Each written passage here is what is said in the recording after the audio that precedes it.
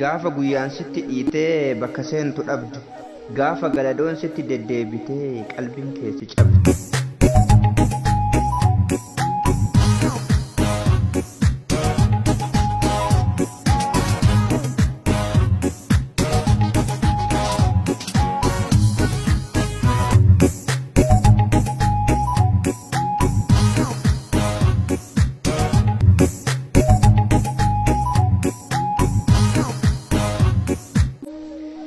Gaafa guyyaan sitti dhiitee bakka seentu dhabdu, gaafa galadoon sitti deddeebitee qalbiin keessi cabdu. Gaafa gadda malee gammachuun si baqate, gaafa dhaabbatuu dadhabdee mogoleen si hollate, gaafa ciisuu dadhabdee cinaachi si waraanu, gaafa doktorri si wal'aanuuf dhibee kee wallaalu, gaafa fira dhabdu isa sitti aanu, kayyoo dhukkubsattu dafee si wal'aanu, gaafa jireenya jibbitee du'a kee filattu, kan si uume jira isatti himattu, gaafa hiriyaan kan kee duuda sitti gale, gaafa namaan adda baatee jireenyi siin lole, gaafa kophaa kee teettee yaada lagaaf gaara baastu, gaafa waan fuutu dhabdee imimmaan harcaafu, kan si uume jira isatti warwaattu, abdiin kutin jiruu irraa kan si uume jira, abdii kee of biraa kuttee hin seenin goda biraa.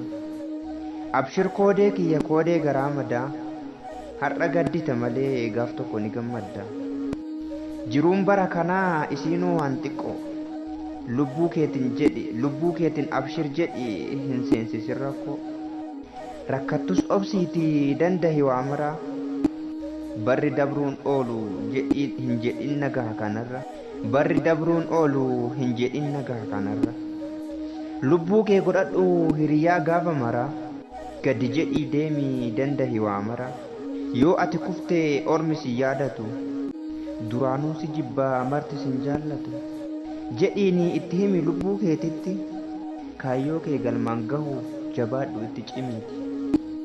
Rabbi siif haa ta'u koodee garaa madaa. Abshir rabbi jira gaaf tokko ni gammadda. Jireenyi lafa kanaa hundinuu wal xaxaadha.